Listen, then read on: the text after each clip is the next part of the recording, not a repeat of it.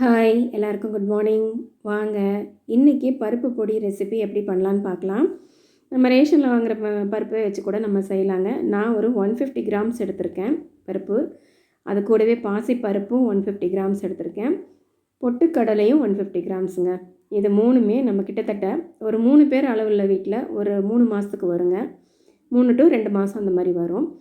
வரமிளகா ஒரு 20 நம்பர் எடுத்திருக்கேன். ஏன்னா எங்கள் வீட்டில் காரம் தேவைப்படும். ஸோ அதனால் வரமிளகா ஒரு 20 பீஸ் எடுத்திருக்கேன். நீங்கள் குண்டு மிளகா அண்டு நீட்ட மிளகா ரெண்டும் கலந்து கூட எடுத்துக்கலாம். கருவேப்பிலை நல்லா 2 கைப்பிடி நிறையா ஃப்ரெஷ்ஷாக இருக்கிற கருவேப்பிலையும் சேர்த்தலாம், அல்லது நீங்கள் காஞ்சு போன கருவேப்பிலையும் சேர்த்தலாம். கொஞ்சம் கழுவிட்டு நம்ம ஆற வச்சு எடுத்துக்கலாம். பூண்டு பார்த்திங்கன்னா ஒரு 100 கிராம்ஸ் நல்லா உரித்து எடுத்துக்கோங்க. ஏன்னா பூண்டு தான் இது மேண்டிட்ரி. அப்புறம் ஜீரகம் 2 டீஸ்பூன் எடுத்துருக்கேங்க.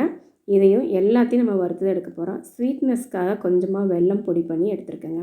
இந்த பருப்பு பொடி ரெசிபி எப்படி செய்யலான்னு பார்க்கலாம். என்னென்னலாம் வேணும் அப்படிங்கிறத நான் சொல்லிட்டேன். அடுத்து இது எப்படி ப்ரிப்பேர் பண்ணணும் அப்படிங்கிறதையும் சொல்கிறேன் ஒன் பை ஒன்னாக. கூடவே கல்லுப்பு எடுத்துருக்கேங்க. ஏன்னா உப்பு போடுறத விட கல்லுப்பு போட்டிங்கன்னா ரொம்ப நல்லாயிருக்கும். மிளகாய் வறுக்கும்போது நம்ம அந்த உப்பை போட்டு நம்ம வறுக்கும்போது நெடி வராது. அதுக்காக தான் பாருங்கள், எல்லாத்தையும் ஒன் பை ஒன்னாக நல்லா சூப்பராக வறுத்து எடுத்து ஆற வச்சாச்சுங்க. நான் கிட்டத்தட்ட ஒரு 2 மணி நேரம் 3 மணி நேரம் ஆற வச்சுட்டேங்க. கருவேப்பிலையெல்லாம் நல்லா துணி வச்சு தொடச்சி உணர்த்திட்டு தாங்க ஆற வச்சுருக்கேன். பெருங்காயத்தூள் இதில் சேர்த்தணும். கட்டி பெருங்காயம் இருந்தால் எண்ணெய் விட்டு லேசாக பொரிய வச்சு எடுத்துக்கோங்க. இப்படி எல்லாத்தையும் ஒன் பை ஒன்னாக வறுத்து ஒன்று மேலே ஒன்று போடாமல் தனித்தனியாக 2 பிளேட் 3 பிளேட் வச்சு போட்டுருங்க. ஏன்னா சூடாக ஒன்று மேலே ஒன்று போட்டிங்கன்னா கசப்பு எடுத்துருங்க. நீங்கள் வறுக்கும்போது எதுக்குமே ஆயில் யூஸ் பண்ண வேண்டாம். எல்லாமே ட்ரையாக தான் ரோஸ்ட் பண்ணணும். ரொம்ப பொறுமையாக சிம்மில் வச்சு நீங்கள் ரோஸ்ட் பண்ணி எடுங்க. இந்த மாதிரி பருப்பு பொடி செஞ்சு வச்சிட்டிங்கன்னா ஸ்கூல் ஓப்பன் ஆயிடுச்சு. ஸோ குழந்தைங்களுக்கு ஒரு நாள் பருப்பு பொடி சாதம். இது எப்படின்னா, ஒரு கடாயில் ஆயில் விட்டுட்டு உடச்ச உளுந்தம்பருப்பு, கருவேப்பிலை, வரமிளகா இதெல்லாமே சேர்த்துக்கோங்க. அது பொரிஞ்சு வந்தோன்னே நிலக்கடலை சேர்க்குறவங்களும் சேர்ப்பாங்கங்க. பாருங்கள், சாதம் வச்சுட்டு நான் அந்த மாதிரி தான் செஞ்சுருக்கேன்.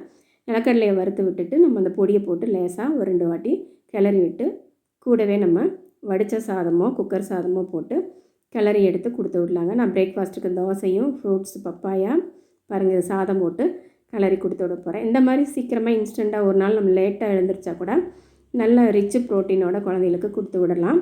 இந்த பருப்பு பொடி நம்ம ரேஷன் பருப்பு வாங்கி நம்ம சேர்த்து வச்சுருப்போம் இல்லைங்களா, அதுலேயே செய்யலாங்க. ரொம்ப டேஸ்டியாக இருக்கும். ஸோ இந்த மாதிரி தான் நான் இன்றைக்கி லஞ்ச் பாக்ஸ் கொடுத்து விட்டேன். கூடவே அப்பளம், பருப்பு பொடினா வத்த குழம்பு இதுக்கெல்லாம் அப்பளம் வச்சு சாப்பிட்டிங்கன்னா சூப்பராக இருக்கும். தோசைக்கு ஒரு குருமா வச்சுருந்தாங்க காலையில், அதை கொடுத்து விட்டுட்டேங்க. இந்த ரெசிபி உங்களுக்கும் பிடிச்சிருக்கும்னு நினைக்கிறேன். கண்டிப்பாக நீங்கள் இதே மாதிரி முறையில் செஞ்சு பாருங்கள். நான் வறுத்து எடுக்கிற வீடியோ மட்டும் இதில் சேர்க்கலை, பொறுமையாக வறுக்கணும். ஸோ அதனால் அந்த வீடியோ இதில் ஆட் பண்ணலை. நீங்கள் வறுக்கும்போது தீஞ்சு போகாமல் சூப்பராக மெதுவாக வறுத்தெடுங்க. இந்த மாதிரி பொடி பண்ணி வச்சுக்கோங்க. எனக்கு ஃபுல்லாக அந்த பாட்டில் ஃபுல்லாக இருந்தால் குறைஞ்சது ஒரு 3 months அந்த மாதிரி வரும். இந்த வீடியோ உங்களுக்கு யூஸ்ஃபுல்லாக இருந்திருக்கும்னு நினைக்கிறேன். வீடியோ பிடிச்சிருந்தா வீடியோக்கு ஒரு லைக் பண்ணி ஷேர் பண்ணி சப்ஸ்கிரைப் பண்ணுங்கள். தொடர்ந்து கடந்து போகலாம் யூடியூப் சேனலுக்கு சப்போர்ட் பண்ணுங்கள். Bye friends, thank you.